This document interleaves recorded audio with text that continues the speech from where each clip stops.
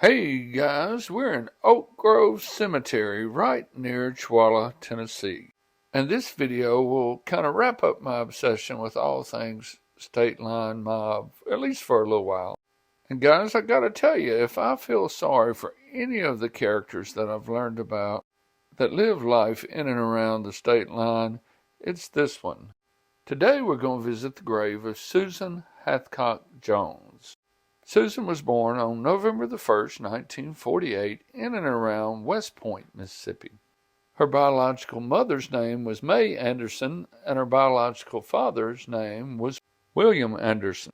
May Anderson died of cancer, and her husband, Will, just couldn't take care of a little girl. So he called his sister and asked her if she would mind adopting little baby Susan and raising her as her own daughter. It just so happens that William's sister was Susan Anderson Hathcock, the wife of Jack Hathcock and the queen of the state line mob. Well, one thing led to another, and on November the 25th, 1953, Jack and Louise adopted Susan. Louise seemed to adore her new adopted daughter, but right from the beginning, Susan had a special bond with Jack. I imagine Susan never wanted for much of anything because, the Hathcocks had money. Business in and around the state line was great. Susan lived life with Jack and Louise and probably was much like any other little girl of that era. As Susan got older and boys began to pay more attention to her, Louise got nervous.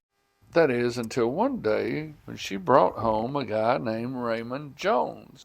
Raymond was 5 years older than Susan. He was somewhere close to 20, but he came from a straight-laced, religious family. This made Louise happy. Susan and Raymond ran away and got married in February of 1964. Shortly thereafter, Louise had the marriage annulled, and it shouldn't have come as a surprise to anybody when less than 5 or 6 weeks later, Susan was pregnant. On April the 4th, 1964, Susan and Raymond were married at the McNairy County Courthouse. Jack bought the couple a house and furnished it with everything they would need for their new baby.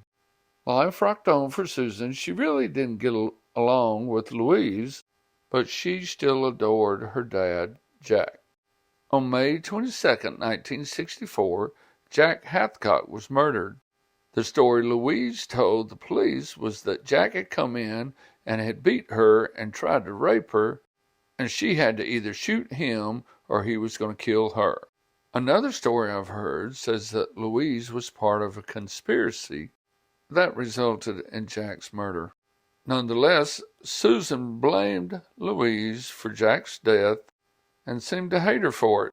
A real problem for Louise, though, was that Susan was set to inherit a big portion of Jack's business holdings, much of the property in and around the state line. Louise really didn't know what she was going to do about that. Louise was killed in a shootout with Sheriff Buford Pusser on February the 1st, 1966. Then Pusser and his wife Pauline were ambushed on New Hope Road on August the 12th, 1967. And not 4 months after that, Susan and Raymond Jones were found dead.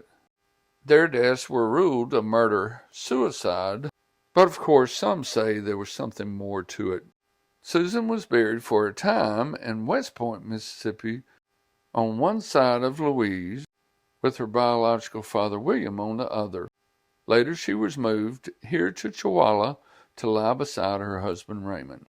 Well, I hope you enjoyed learning a little bit about the activities and the people in and around the state line.